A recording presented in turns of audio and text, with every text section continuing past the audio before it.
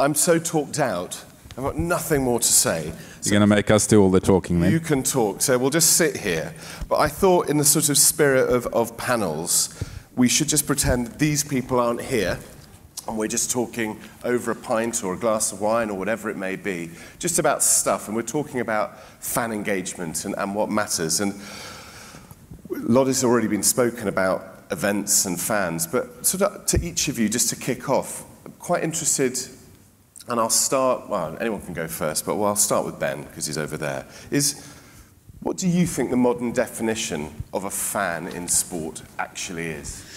It's a good question. I mean, you can look at that from a nerdy point of view, which is what we try to do, because we're trying to analyse the industry and the business that we're in.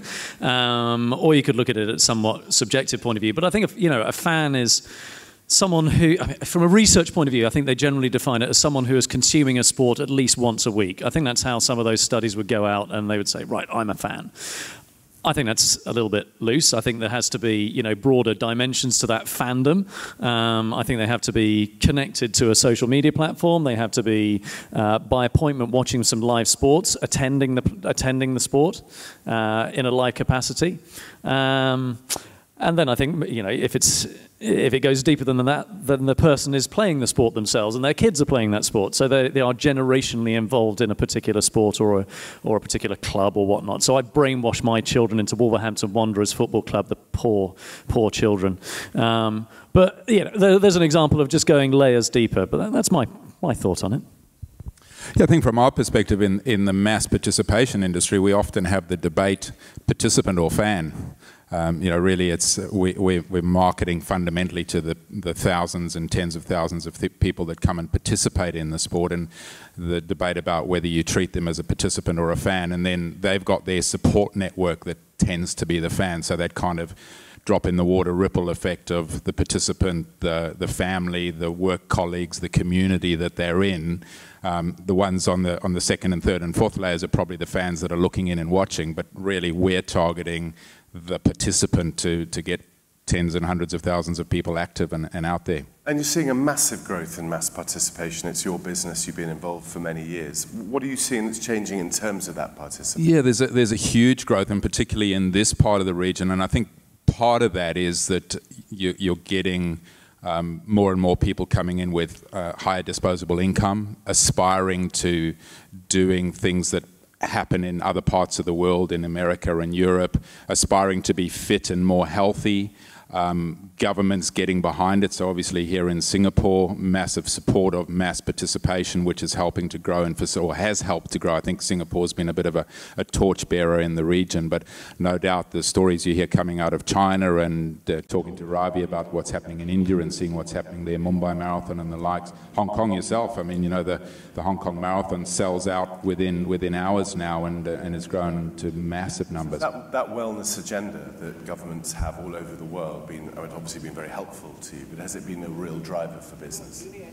Yeah, I think so. I was discussing this a little bit with Tech Yin yesterday. I think there is still less of a realization maybe for governments in terms of the health and wellness, and I think that's one of the big opportunities for the sport of mass participation, whether that be running, triathlon, cycling or adventure races, and many of the new genres that are coming in is we see sport at the table, we see tourism at the table, we measure the impact of economic impact of an event, but seldom do we see health at the table from a health ministry perspective and health agencies saying, what is mass participation in sport generally doing for the well-being of our city? Reduced diabetes, reduced obesity, increased mental health and family bonding and all those sort of things. So I think the health and wellness is just starting to be touched on in more formal engagement from government perspectives. And Sarah, from your point of view, you're very involved in tennis in your career. How are you seeing fans of tennis, one of the biggest games in the world, hugely popular? What changes are you seeing in fan consumption specifically within tennis? I think they're still attending the sport. I mean, the live tennis events are extremely popular, as we know, across the Grand Slams, the ATP, the WTA tournaments, the even right down, you spoke before, Giles, about the different levels of sport in tennis through the Challenger and Futures events. So you actually are finding that fans are attending strongly, but they're obviously also consuming through all the proliferation of different media platforms, and certainly we're seeing a massive shift onto the digital platforms. And do you think, as a sport, tennis is engaging properly with the fans it has? It has colossal audiences around the world. Is it a sport in innovation? Not necessarily the sport itself, but maybe the sport itself, like formats and so on. Do you think, is there a challenge on tennis to innovate? Are the fans requesting innovation, or is it in rude good health? I think there's a couple of answers to that. I think if you're a true tennis fan, I think you probably think that the format is okay. But I think in this environment where there is so much competition for your attention and to attract you as a fan, you do have to be innovative in terms of the product, the core proposition that you are presenting. People are incredibly time poor. Everyone is competing for their attention, so I think you do have to come up with the different formats, and that's what even something like the IPTL tournament, the Tennis Australia's Fast Fours, the exhibition events, they're actually really quite popular. So I think there's plenty more to come. There's a lot of new assets on the horizon that we can be really excited about. We've talked a lot during this conference about the sort of different channels and probably the sponsorship and sporting events, or all events in fact, are able to record data and analytics much more than they ever used to be, so that you can, as a rights holder, sell with data. Ben, a question for you, and I think for everybody, but I'll start with you, is how do you see fans engaging as fans in the kind of social digital space? Are they really engaging, or are they fans? And are you seeing an uplift in more fans because there are more channels to consume? I might throw this one back to these guys, actually, because they're going to be more fingers on the pulse of tracking data. We don't track that sort of data. Or I may even bounce it straight back to you, Giles, to say, well, what sort of metrics are you looking for from all of your sponsorships as the buyer? For me, philosophically, the right sort of data to be capturing, if I was a brand, is true engagement data. And that doesn't mean a like. It doesn't mean a follow. That, for me, is very shallow. It's going, again, deeper than that with a retweet, a recommendation. So, for me, the era of media valuation is probably dying out slowly. The research companies need to be measuring the likes of net promoter scores and other digital metrics to understand, is that fan emotionally bonded? Because the terribly bright chaps at Millwall Brown said that engagement can be codified into 3 reactions from a fan. It's about knowledge. I know you are HSBC. I realise it's a bank. It's about experience. Okay, you have products, loans and mortgages and consumer accounts. But the third important piece is emotion. And that's where I think the brands are falling down, generally speaking, in Asia.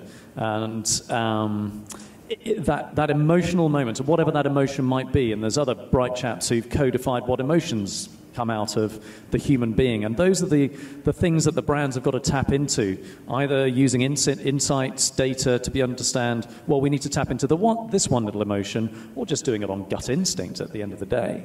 But I think it's that emotional quotient, whatever the heck that is, and it's very, very difficult to put your finger on that one quite esoteric area. But that's the thing that I think brands need to be looking at, is emotion. What emotional response am I getting from a fan? Yeah, and I think, Chris, it's interesting from your point of view, is that you have participants, you have fans, you have people who are completely, or many people who are really addicted, and they have a great love of the mass participation events.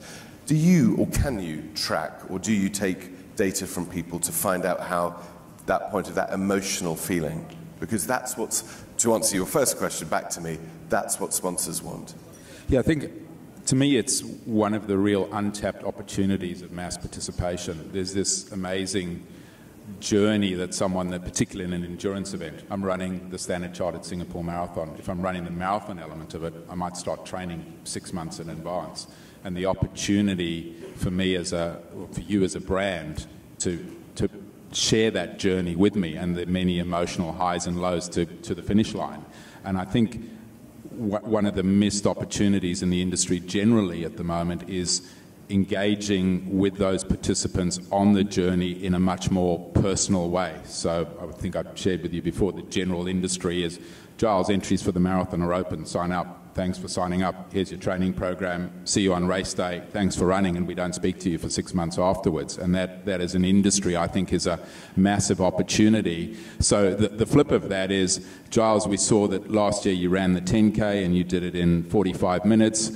Why don't you consider running the half marathon next year? Or if you'd like to reduce your 10K time from 45 to 40 minutes, here's a training program that's going to help you to get there. What better engagement than receiving a bulk email, which is the same for everyone, or a bulk message on various other social media channels? So that opportunity to really share that journey in a much more, and I think mass participation, quite different from a lot of other sports, has that direct access to that database. You have to register, you've got a bib number, we can identify you with your photographs and all those emotional touch points along the way, as opposed to the fan that's coming to the Hong Kong Sevens. How can you and the rights holder work together to engage with that participant on an ongoing basis and understand what it is that they're doing?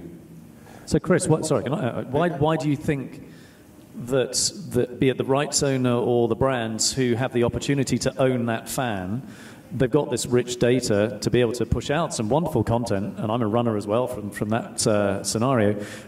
Is it a case of there's no skill sets to deliver those content? Is it people that can't mine the data to understand the insights? There's no content creators to write the EDMs that go out.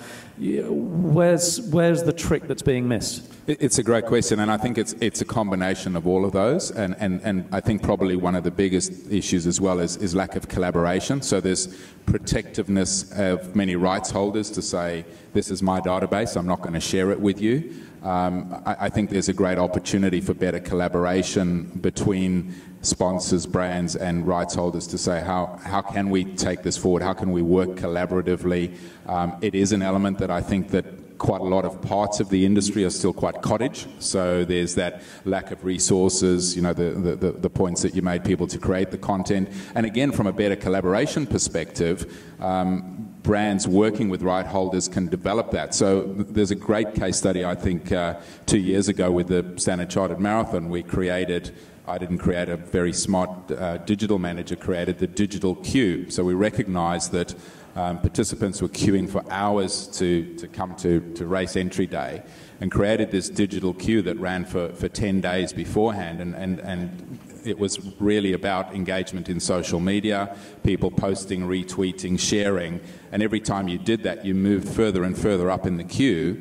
And then we had the launch event where we already had these winners that had a whole bunch of benefits, like the first 100 in the digital queue got gold numbers at the start of the event, and the amount of engagement over that period of time was just immense, and to the extent that it's now about to happen in its third year again, created a huge amount more engagement. But I think there's an opportunity to still take that further in terms of driving some business objectives. And Sarah, let me ask you, because you work for Lagardère, enormous organisation and very involved with a lot of rights holders.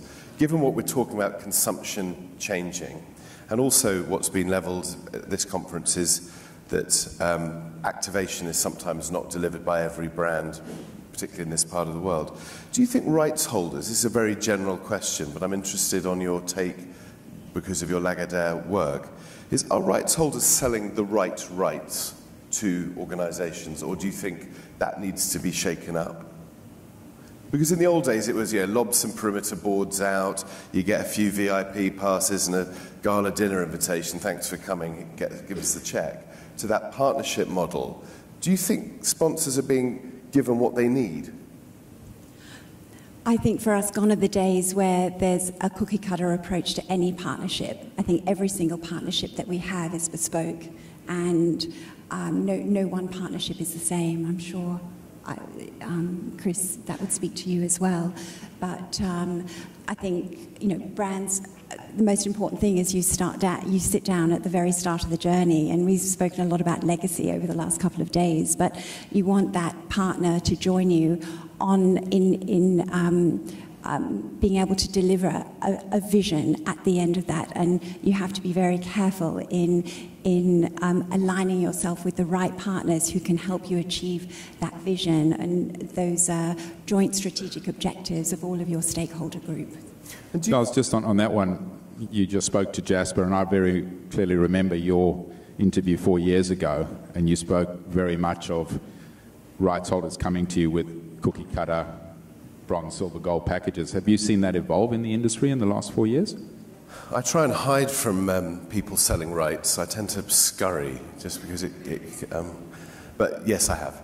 But I want to see more of it, because I think Sarah makes a great point, is rights holders, events, whatever, they have something that they want to put on and they want funding for it.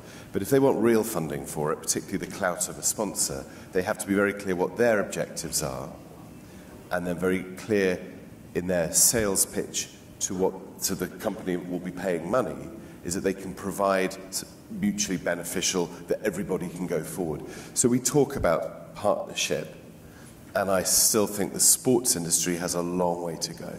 A long way to go, because if there aren't activation budgets to quite the same level, in the old days, sponsorship was sold on television, really, in sport. It should now be sold on social media and digital media output, because that's the real value, and then there's television, or it should be monetized and delivered as part of the package, rather than sponsors having to invest themselves. So I think it is changing. But what's good is we're asking each other's questions, because this is a pub conversation and you're all welcome. Do you think sport is keeping up with the change of consumption? That's to everybody, in terms of we all do things differently, from using our phones to our devices to how we order food. Life has changed irreversibly. Do you think sport is keeping up generally with fans? I think when it comes to the fan, generally speaking in Asia, if I can jump in, I don't think so. I mean, we've got the Formula One here in town, and certainly going back to that point of view of having true one-on-one CRM data that you can use to target someone. I mean, the F1's here in town. I've flown Emirates, and I haven't had anything from Emirates to do with the Formula One. I drink a healthy, not unhealthy amount of Heineken, and I haven't had anything from Heineken whilst I'm here in town. I might have had a Heineken, but certainly nothing to do with the F1. Singapore Airlines, I fly Singapore Airlines. I'm an airline whore, I don't care. And I've had nothing from them as well, and I'm part of their loyalty programs and the Emirates Skywards programs. And give me some other brands that are here. I can't remember, there must be, 100, maybe 150 brands, if you tot them all up, that are associated with the event, and all the teams, and maybe individually the drivers, and I've had nothing. So you want a ticket? I've got a ticket. I'm okay. I'm covered. But what I'm looking for, and again, this comes down to some of the nerdy stuff again that we do to try and understand what is interesting for a fan. What does a fan want? And we release a case study every week on our free newswire. We've looked at the various themes there, and there's a few things that we think the fans want. One is wow stuff. And that can be in the form of virtual reality, augmented reality, whiz-bang tech. Fantastic, that's great. Not sure that has an amazing effect other than pushing a brand out there to say we are at the forefront of technology and we're pretty cool.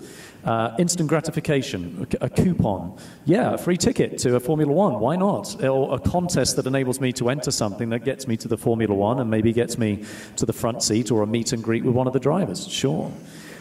Recognition of being a fan.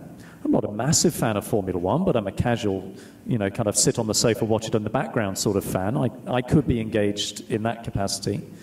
And the other thing is insight, and I think, that's what really does it for me, is insight either driven by data.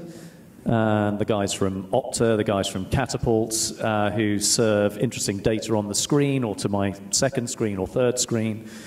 or if it's content like Johnny Walker and their Step Inside content program that drip feeds content throughout the year so that they are continuing to engage with fans. You know, that's for me the main themes that are coming out of really good activation that we're seeing from principally multinational brands. And I'm just saying that, you know, here in the middle of the biggest, arguably the biggest sporting occasion in, well, certainly in the second half of the sporting calendar in Singapore, I've had nothing. And that for me, yeah, maybe I've disabled all my, you know, notifications, but I've had nothing. And that's a big miss. Chris, what are you seeing specifically in mass participation? What's the next big thing in engagement in terms of as people, you know, it's a burgeoning business, there's more and more events, more platforms exist. What are you seeing that's either changing or coming down the line in terms of fan engagement, engagement? Yeah, I think it's very much the technology space. There's some quite exciting things happening in the technology space. So a very smart Israeli company called Pick2Go turned the whole event photograph model on its head. So what typically would happen is you'd run the marathon, there'd be an official photographer company, and the day after the event you'd be able to go to their website and you'd look at your pictures and you'd pay a fortune to get your pictures. They've created a model where those pictures are almost instantly available, fed into your social media feeds, and they've now made it as an asset for the sponsor. So sponsors pay for that engagement with the participant, and it's creating massive traction in terms of social media imprints for the sponsor. MyLapse, which is the biggest timing company, is created something similar, but pushing beyond in terms of the engagement prior to the event and post-event. All the wearable stuff, I think, is still not fully integrated. So, you know, you still have to have your timing chip on your bib. I think it's not going to be long before your Fitbit or maybe your Polo Watch or one of those is fully integrated with your timing, or maybe it's even your mobile phone in your back pocket type of thing. You know, those are a few years away. But the technology play is going to be, I think, the next big play in mass participation. Serious participants are very big on their data already, so the likes of Strava and Nike Plus and those kind of things, tracking their runs, tracking their rides, but integrating that more into the events, I think is an area that's already starting to happen. I wanted to change tack a little bit. We haven't got that much left. One of the things that I'm entirely selfishly is that I get driven witless by my 13-year-old boy who claims to love sport, does play sport, and then when he watches sport, particularly on television, his attention span is about 8 seconds, and then he's off on his phone doing something else. And I just wonder, the future fan, which is after all how all sports exist, is about youngsters coming through, are young people focused in their passion of sport, and how do we as an industry keep them focused and keep back to that definition of being a fan rather than someone with some sort of attention deficit disorder? And it may just be my son, in which case I'll no, you're not alone. It's okay. Just your son. You're not alone. But in terms of, say, tennis and young tennis fans, are they engaged? Can you track that engagement? Are people switched on? I was quite appalled at Wimbledon this year. I wasn't. It was a privilege to be there. But a lot of people being on the phone and kind of not focused. You're on centre court. But I might be old-fashioned. But that doesn't mean they're not still meaningfully engaged. I mean, yes, I think we share not the same 13-year-old son, but 13-year-old sons. Well, that's our secret. And yeah, he's a crazy basketball fan, and you know, he's NBA Pass.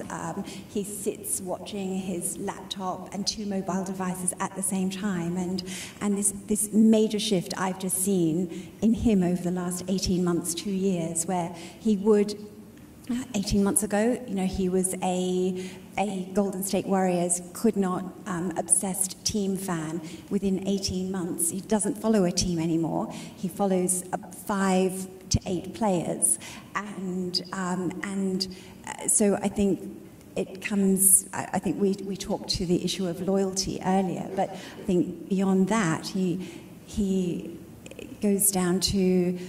Even the T-shirts that they wear, the NBA T-shirts, they used to be until recently sponsored by Adidas. Now they're sponsored by Nike. And he comes to me and he says, "Mum, I need new player shirts for all my players." I was like, "What are you talking about? You've just got new player shirts." And he goes, "Yeah, but they're not authentic anymore." So it's just about going back to your question, like the youthful fan, are they engaged? I think they're incredibly engaged. They're just engaging in completely different ways. Which old dinosaurs find hard to understand. But they're slower, but they are adapting. I mean, certainly the Gen X's and the baby boomers, they are slower, but they are adapting. But I think and this represents opportunity, surely, for whether it's the rights holder who wants to own the fan or the brand who wants to own the fan, or both collaboratively together in that wonderful utopian world. Something that is available on all 3 screens or 4 screens or whatever, that is snackable. And the one thing we haven't talked about here is e-commerce. That $1 small micropayment that, maybe depending on the age of the kids or the younger audience, they may or may not have the ability to do that. But, if there is that brand or that rights holder who can offer that small micro payments or micro solution that enables the collection of extra revenue lines, I mean, for me, on all those screens, and something that's instant and snackable and bite-size, a data point, a badge, an upgrade on a game that is linked to an NBA game, for example. That for me is massive opportunity, and just the penetration of the content via these devices, the merchandise, whatever it is, there's I think, an untapped potential there. And Chris, are you excited by that, therefore, that potential that Ben references? Yeah, I think, I'm a little bit getting back to the 13-year-old. I'm a few years behind you. I've got a little 3-year-old and daddy rugby, and then he wants to watch the Haka. As a Wallaby supporter, he breaks my heart every weekend. But look, I think from a mass participation perspective, it gives another opportunity to kind of tap into the older generation as well. So some of the greatest buzz I see is the parents running with their kids in the Kids Dash. How that's going to transform in later years to that little kid continuing to participate in the event is going to be very interesting to see. Are they then going to be moving away into esports and more kind of device-led activities rather than being active? And I think that's one of the big challenges that we face globally with a increasingly sedentary population. We've got to move into much more of a preventative rather than a curative healthcare situation, and getting that younger generation more active is going to be a challenge. I think there's opportunities, but it's going to be filled with challenges to get them engaged. Within this pub conversation, it's definitely Ben's time to get the pints in when we finish in 2 minutes and 40 seconds. But before that, just to each of you, we talk, and this has been about engagement this session, and that's what we're kind of sort of getting into. Jasper asked me a similar question. I'm interested whether rights holder or sponsor or both, who do you think is getting it right? And who do you think that people in here, all of us, can learn from, either in Asia or broader, of people who've got engagement down pat? I think it's difficult, again, to put your finger on it. And it's definitely not the local brand. It's definitely not the SME in Asia. I think if it is a local brand that's originated, headquartered in Asia, that still could be a multinational, obviously. It just happens to be headquartered here. If they're partnered with a sophisticated rights holder, you start seeing some good stuff. Again, the case studies that come to mind for me are Johnny Walker, what they do with Formula One, what Vodafone have done repeatedly with the Indian Premier League, with the superfan. There's that recognition piece, the wow factor. People like Merrill have done it, the guys who do all the trail running shoes and creating virtual reality moments of what it's like to trail run on certain trails. These are all established brands that are generally headquartered overseas, not headquartered here. So I think we're still waiting. Personally, I was asked the question again by a client the other day, who do you admire? And I said, I don't at the moment. That's really sad. I cannot instinctively come up with an Asian brand that's going, yep, they're doing it. They're doing it really well. Get that Formula One ticket and then you'll be happy. I'd be delighted, of course, and my opinion changes. And Chris, I would tend to agree with that. I think it's probably in the space, it's still some of the bespoke created events like Nike does a cool series of events which seem to kind of evolve year on year with some great engagement around them, much more in Europe, but they tend to bring them here and other parts of the world. But still I think the typical brands that you would see in the space and there's great opportunities for more of the other financial institutions and the like to build that more year-round engagement. I still think it's happening. It's very much limited to around event time rather than building a story and an ongoing narrative and engagement. Sarah? I agree, Ben, everything that you say, but I think very dangerous. I think some local brands are getting it right, and you look at someone like SE Global, who have a very rich and meaningful investment in a grassroots program, and I think that is incredibly important for the success, long-term success of events, to partner with organisations like that. But I think the real beacon for me in this space is what Tennis Australia does around the Australian Open and the Australian Open Series, and works incredibly hard to onboard the right partners, and those partners, ANZ is a great example where that partner will go on and be a very meaningful and active partner and investor in the national grassroots program, and they take it one step further and it goes beyond the Australian Open, and they're involved in all of the state and Australian Open Series events. I think they're certainly a benchmark. I'm too mercenary. I'm always looking for a commercial return. I'm looking for e-commerce. I'm looking for that buy two, get one free sort of thing. It's grassroots, yeah, sure. There's plenty of that, but I think there's maybe an over-predication on that, and an over-predication on activating just in the form of hospitality and ticketing. And worst case, relying on the logo to do the job, and fans don't care about logos. Sorry. I think what I would say, for us, it's really important to be tapping into people's passion points, and I think that's ultimately what fan engagement is about.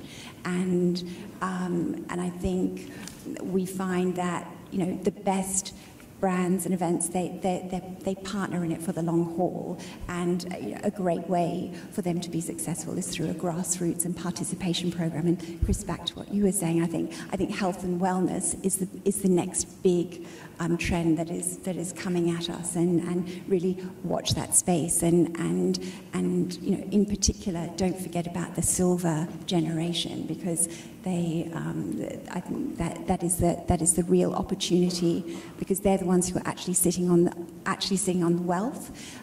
It might be the Gen Zs that are making a lot of the decisions, but it's the silver set who are actually sitting on the wealth. Well, the bald silver set know that it's lunchtime, and that's the ultimate passion point here in Singapore. So I think I'm 2 minutes over, which means that I get a fine from Jasper, so thanks for that. To the panel, thank you very much. I think we could have done this all day long, frankly. It's been great fun. I've been on stage far too long. Have a good lunch, everybody, and thank you very much.